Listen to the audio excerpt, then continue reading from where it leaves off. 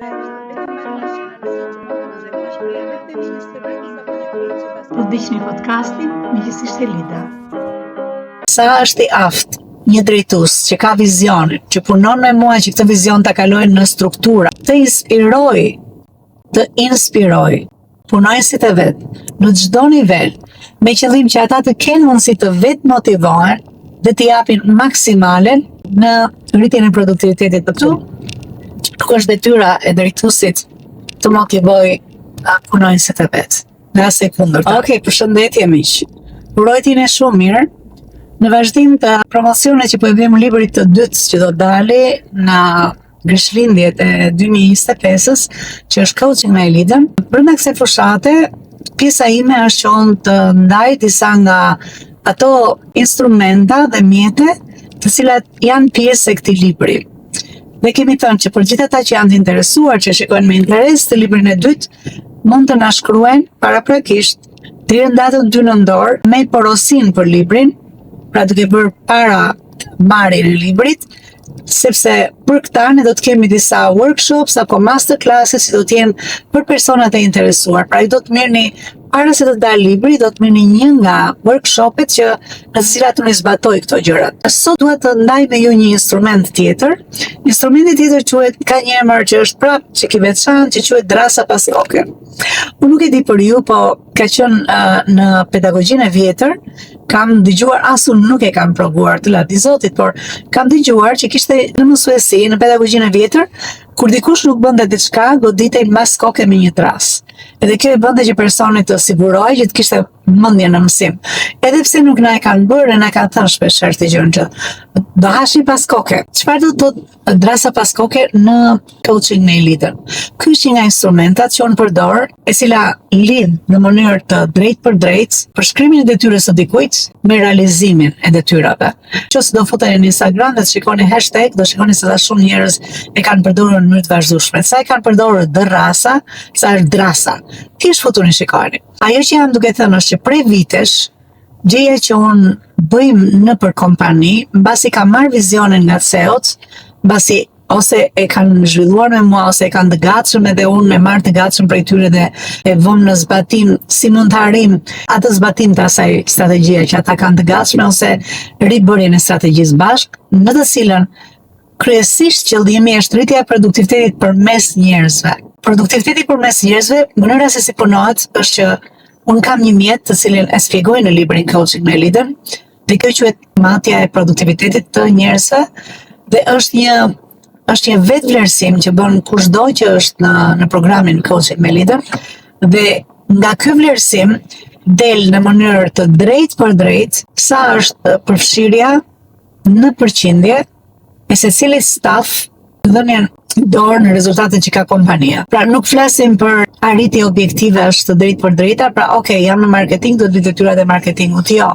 Është cila e strategjia, sa po e përdor, sa i zoti që këtë gjë ta kalosh nga leadershipi që e ka marrë lart, ta kalosh përmes ekspertizës tënde, ta kalosh në skuadrën të cilën ti ndërton, dhe në skuadrën ad hoc ku ti thirresh sepse je ekspert i kësaj fushë, dhe në fund fare është vetëm 10% që ka të bëjë me anën subjektive. Pra, sa po dhash ndarjet kryesore të një përshkrimi pune, pavarësisht pozicionit ku ti je, pavarësisht madhësisë së biznesit, pavarësisht gjeografisë që ti je, pavarësisht sektorit dhe pavarësisht industrisë ku ti je. Arsyeja pse është ky vlerësim i parë është sepse shpeshherë në punën me sales kam vënë re që nëse vjen puna për dikë që vjen si ekspert kontabël, ai personi dihet çfarë do të bëhet, i thuhet janë këto 4-5 shifrat, dua të dali sa është ROI, sa është ROC, whatever. Por janë shumë të sakta. Kur vjen puna tek njerëzit, ajo që unë po kërkoja dhe nuk po gjëja, për të përdorur në punën time një mjet që do të ishte ndërtues, po ndërkohë edhe monitorues. Me qëllim që nëse ti merr vesh ku je, ti mund të vësh objektiva ku do vesh. Po nëse këto nuk i ke të sakta, kuptohet që dhe ecja dhe zhvillimi para nuk do të jetë sakt. Ose mund të jetë shumë e mirë, por nuk është i dokumentuar. Dhe ndërkohë mos dokumentimi sjell përplasjet më të mëdha që njerëzit kanë në tregun e punës. U futa dhe fola pak për kontekstin si përdoret drasa pas koke. Drasa pas koke ka të bëjë shumë me sa dhe si funksionon hierarkia në kompani, sa i qartë është kush bën çfarë. Dhe kjo jo vetëm në bazë të një strukture apo organograme, por kjo është totalisht e lidhur edhe me aftësinë e leadershipit të fitojë njerëzit. Sa dhe si një drejtues biznesi është i aftë t'i jap inspirimin e duhur punojësve me qëllim që ata të kenë vetë motivimin në shkallën më të lartë ditore. Dhe kjo është një pyetja $1 milion. Edhe një herë po e përsëris. Sa është i aftë një drejtues që ka vizionin, që punon me mua që këtë vizion ta kalojë në struktura, ta kalojë në ndërtim të asaj shtyllës kurrizore që biznesi të vetë menaxhohet. Sa është i aftë ky person të inspiroj punojësit e vet në çdo nivel, me qëllim që ata të kenë mundësi të vetë motivohen dhe të japin maksimalen në rritjen e produktivitetit të punë. Pra kjo ka të bëjë e gjitha me ato që shumica e quajnë trajnimi për leadershipin, trajnimi për menaxhimin, ajo që unë e quaj është coaching të CEOs. Sa dhe si jemi të aftë që këtë gjë ta kalojmë dhe të kemi të dhëna të cilat janë gjërësisht të pranueshme nga të gjitha ata që kanë të bëjnë me CEO apo me drejtuesin e biznesit apo administratorin. Për ta sqaruar pak më shumë, ajo që do doja të paraqisja është si funksionon në praktik. Në praktikë është secili prej tyre është një sesion që ne fillojmë dhe flasim në atë që quhet leadership up, leadership down. Që do të thotë, në leadership up, me njerëzit që do të drejtojnë, a mendon që janë të aptë të drejtojnë ty? Dhe shpeshherë kjo është shumë e vështirë ta thuash hapur përpara të tjerëve, ndaj kjo ndahet në 2 pika që janë të thjeshta, dhe pika e parë është me CEO-n lart, me drejtuesin, me atë që ti ke në hierarkinë më lart se ty, ai që të drejton. A mendon që është një person që ka një personalitet, ka një sjellje, ka një mindset që ty të inspiron? Nëse po, jepet maksimali e pikëve. Nëse jo, jepet minimumi. Dhe njerëzit sinqerisht thonë të vërtetën, sepse po, ti mund ta duash i drejtues shumë, por nuk të inspiron. Dhe kjo është që thuhet. E dyta është, okay, le të themi që ky person ka aftësinë të inspiroj. Sa e keni vënë të gjën në strukturë? Sa shpesh ndodh kjo? Sa pritshmëri ke ti që këtë që do ta marrësh në mënyrë aq permanente dhe aq të rregullt, dhe aq si buka që ha, aq sa ti të kesh mundësinë që të paktën çdo javë ti të kesh mundësinë të vetë motivohesh. Pyetja tjetër, sa ke mundësinë ti ta kalosh këtë gjë nga drejtuesi tek të tjerët, të cilët ti drejton, që mund të jetë stafi yt, nëse jenë departament, ose mund të jenë persona me cilët ti ke një person në departament, por ke takime që duhet përshpatitër me departamentet e tjera.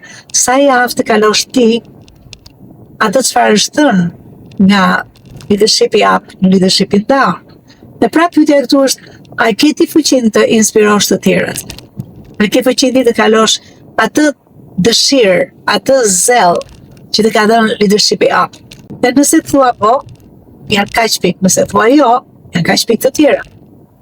Okej, le të themi që ti ta bësh këtë gjë. A ke një sistem? A ke një datë të caktuar, orar të caktuar, kur këta njerëz do t'i takosh, sepse mbasi ke marrë gjithë informacionin e duhur, drejtimin nga lart, inspirimin nga lart, ti ke një orar të caktuar që ti do ta kalosh të tek grupi tjetër.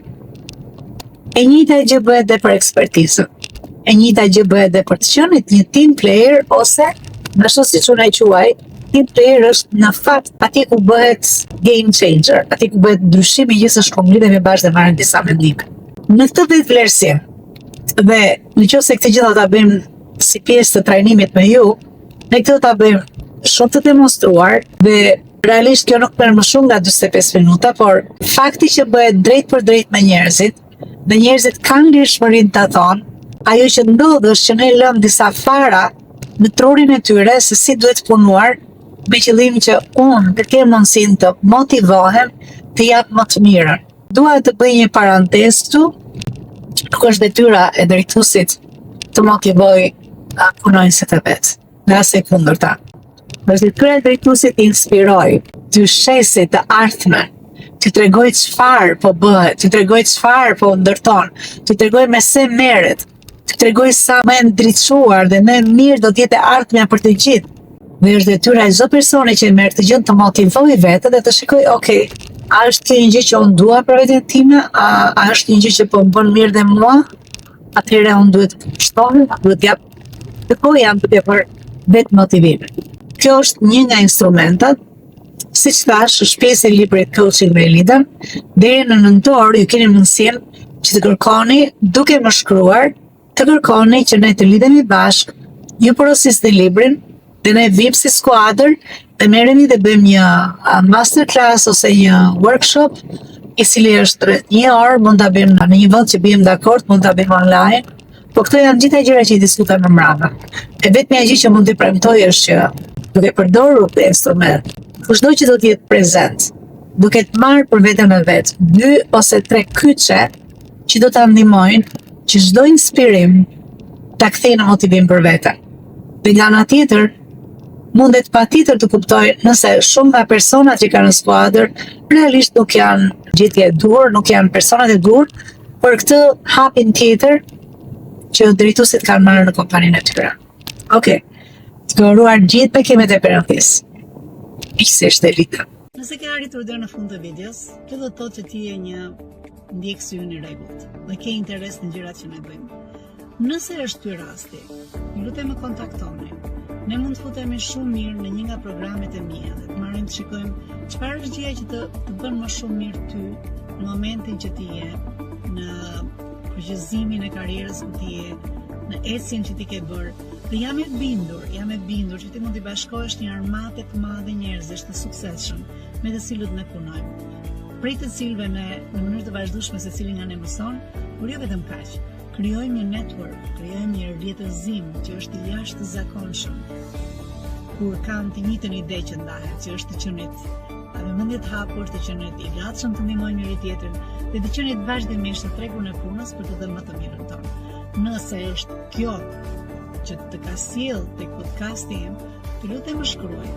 Lutem, është shumë e kollajt me gjesh, ndofta në Facebook me Elida Motro, ndofta në Instagram që është Emi Coaching and Consulting e gjeni kollaj fare, ose dhe në YouTube. Mundësitë e lidhjes janë të jashtëzakonshme. Mundësitë nga të cilat ju do përfitoni nga kjo lidhje nuk ka të bëjnë me mua, kanë të bëjnë me gjithë rrjetin e njerëzve me të cilët do të bashkëpunojmë. Uroj t'ju shoh nga brenda programeve të MSC. Ju uroj gjithë bekimet e perëndis. Miqësisht, Elida.